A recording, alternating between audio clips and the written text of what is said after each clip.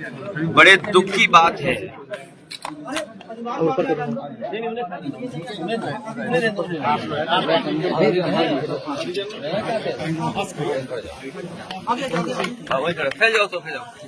बड़े दुख की बात है। दुख की बात यह है कि जहां सरकार को और इलेक्शन कमीशन को मिलकर के लोगों के बीच में उनका वोट कैसे आसानी से बने, वोट सबके बन जाएं और वोट डालने का सबको मौका मिल जाए। इलेक्शन कमीशन फेयर इलेक्शन कराए, निष्पक्ष होकर के काम करे और वोटर लिस्ट भी निष्पक्ष बने। और वोटर लिस्ट बनाने के लिए बहुत सावधानी के साथ, बहुत सहूलियत के साथ काम करना चाहिए। लेकिन भारतीय जनता पार्टी जब से हारी है तब से तरीके निकाल रही है, स्ट्रेटजी बना रही है और साजिश और षड्यंत्र कर रही है कि कैसे चुनाव को और चुनाव के परिणाम को बदला जाए। उन्होंने बिहार में टेस्ट किया। मुझे याद है एसआईआर को लेकर के पूरा देश और खासकर पूरा विपक्ष लोकसभा के सामने, लोकसभा के अंदर उसका विरोध किया। यहां तक इलेक्शन कमीशन को मिलने के लिए, जाने के लिए जब हम लोग जाना चाहते थे तो पुलिस फोर्स ने जाने नहीं दिया। आपने वो तस्वीर और वीडियो देखे होंगे जहां हमें बैरिकेडिंग तोड़ करके जाना पड़ा, बैरिकेडिंग के ऊपर से जाना पड़ा। और उसके बावजूद भी सरकार ने मनमानी की है, इलेक्शन कमीशन ने मनमानी की, एसआईआर कराया।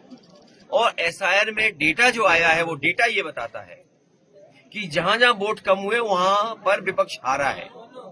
या हम दूसरी तरीके से कहें, भारतीय जनता पार्टी ने वो बूथ चिन्हित कर लिए जिन बूथों पर वो हारे थे, उन बूथों पे ज्यादा वोट कटवा दिया। जो आने वाले समय में लग रहा है, घुसपैठिया नारा दिया, घुसपैठी बात कही, लेकिन घुसपैठी कहां मिले बिहार में? असली उनका लक्ष्य है वेस्ट बंगाल, ममता बनर्जी जी, कि ममता बनर्जी जी मुख्यमंत्री ना बन पाए। वहां पर झूठा प्रचार किया जाए कि वहां पर घुसपैठिए इतने, बाहर के लोग इतने आ गए हैं, इनके वोट को सुधारने के लिए, काटने के लिए हमें एसआईआर करना पड़ रहा है। और यूपी जैसी जगह जो देश की सबसे बड़ी स्टेट है, सबसे ज्यादा मतदाता हैं, वहां पर इतनी जल्दीबाजी क्यों, इतनी जल्दीबाजी क्यों और इतना प्रेशर क्यों दे रहे हैं आप? जबरदस्ती क्यों बना रहे हैं लोगों को कि जाएं और अधिकारी गांव गांव घूमे, घर घर जाएं और वोट बनवा लें? और उस समय तय किया इन्होंने।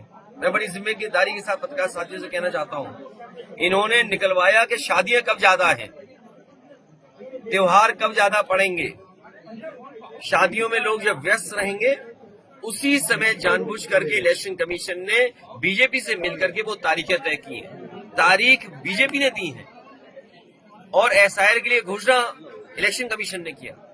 तारीख देख ली उन्होंने जब शादियां ज्यादा हैं, उसी समय इलेक्शन कमीशन से एसआईआर करा दिया। आज जिस परिवार से मैं मिला हूं, सुपरवाइजर ये थे सुधीर कुमार कोरी, ये अपनी पूरी नौकरी जिम्मेदारी के साथ कर रहे थे, लगातार जिम्मेदारी अपनी निभा रहे थे। लेकिन इधर अचानक सरकारी अधिकारियों ने, वरिष्ठ अधिकारियों ने, उनके ऊपर वाले अधिकारियों ने उन पर दबाव बनाया और दबाव बनाने की वजह से परिणाम ये हुआ कि उनकी जान चली गई और उन्हें सस्पेंशन की चिट्ठी की धमकी दे दी, सस्पेंशन की चिट्ठी दिखा दी। इस दुखी परिवार से मैं मिलने आया था, उनकी बहन, उनकी माँ, उनके और परिवार के सदस्यों से मैं मिला हूं। हम इनके दुख में शामिल हैं। माँ ने अपना बेटा खोया है, बहन ने अपने भाई को खोया है, और एक ऐसा भाई जिसकी शादी होने जा रही थी।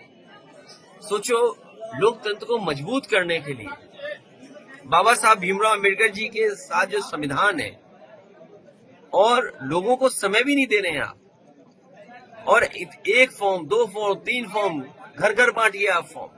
और मैं ये कहना चाहता हूं, इतना दबाव रहा है कि बीएलओ लोग फॉर्म पता नहीं कहां दे आए, घरों में दे पाए कि नहीं दे पाए, लेकिन कंप्यूटर उनका बता रहा है कि 99.45% फॉर्म बढ़ चुके हैं। विपक्ष की रणनीति और अरे चुप रहो थोड़ी देर। और 99.45 फॉर्म बांट दिए उन्होंने। और सुनने में आएगा, आप देख लेना, कि जब कलेक्शन की बात आएगी तो ये रणनीति बना रहे हैं कि विपक्षियों के बूथ पर वोट काट दो, उनके वोट कट जाएं, जिसमें वोट काटने की रणनीति है पीडीए को वोट काटना, पिछड़े, दलित, मुसलमान भाई, आदिवासी, आदि आबादी और जो अच्छे अगड़े उनके भी वोट काट दो। जो सेकुलर है, सोशलिस्ट है, निष्पक्ष है, डेमोक्रेटिक है, उनका भी वोट काट दो। तो केवल उत्तर प्रदेश में नहीं, देश में जहां जहां हो रहा है ऐसा है, वहां ऐसी घटनाएं मिल रही हैं। और जल्दीबाजी क्या है यूपी में? दबाव क्यों बनाना है अधिकारी पर? आपने न ट्रेनिंग दी उन्हें, न फॉर्म भरना सिखाया, और सीधा आप करा रहे हैं। और अगर हमारे प्रेस के लोग सच दिखा दें तो कहो इन्हें भी आत्महत्या करनी पड़ सकती है, इनकी भी जान ले सकते हैं, इनकी भी एफआईआर हो जा रही है, कई पत्रकारों की जान गई है। जो विपक्ष के लोग हैं, पहली भूमिका ये कि हम लोग इनके घर परिवार के साथ हैं, और लोकतंत्र में जहां हो सकता है वहां आवाज उठाएंगे। और अभी लोकसभा चलने वाली है, वहां पर जितने भी बीएलओ मरे, जिनकी जान गई है, उनके लिए सरकारी नौकरी मांगेंगे, 1 करोड़ परिवार के लिए मदद मांगेंगे। सरकारी जितनी योजनाएं हैं वो योजना इन घर परिवार के लोगों को मिले, और जनता से कहेंगे लोकतंत्र बचाने के लिए अपना वोट बनाएं और भविष्य में भारतीय जनता पार्टी को हराएं। विपक्ष की क्या रणनीति है? तो मैं सुनाई नहीं दे रही, यही तो रणनीति है। रणनीति यह है कि सरकार को नंगा कर दें, और कोई शब्द कहें। आप सोचिए, योगी होकर के सनातन सत्य का रास्ता है और झूठ का सहारा ले रहे हैं। आईएएस क्यों बनते हैं, आईपीएस क्यों बनते हैं? आप संविधान के तहत चलें। आप एसडीएम क्यों हैं? लोगों की सेवा करें। हमारी रणनीति ये रहेगी कि सरकार को घेरते रहेंगे। परिवार का क्या कहना है?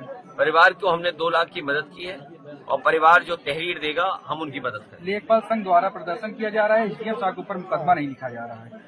वो इसलिए नहीं लिखा जा रहा है मुकदमा क्योंकि वो सरकार के अधिकारी होंगे, और जो सरकार के अधिकारी का मतलब भारतीय जनता पार्टी के अधिकारी होंगे। प्रदेश जो भारतीय जनता पार्टी का अधिकारी होगा उस पर एफआईआर नहीं लिखी जाएगी। प्रदेश में लगातार दलित उत्पीड़न चालू है। आंकड़े जो बताते हैं और जो हम लोगों को जानकारी मिलती है वो यही है कि सबसे ज्यादा दलितों के ऊपर अन्याय सरकार में हुआ है, पिछड़ों के ऊपर हुआ है, आदिवासी भाइयों के ऊपर हुआ है, और अल्पसंख्यक भाइयों पे तो जबरदस्त हो रहा है, जिसकी आप और हम कल्पना नहीं कर सकते। और एक बिंदु और है, एक स्तंभ और है हमारा, अगर पत्रकार साथी सच लिख दें तो इन पे भी एफआईआर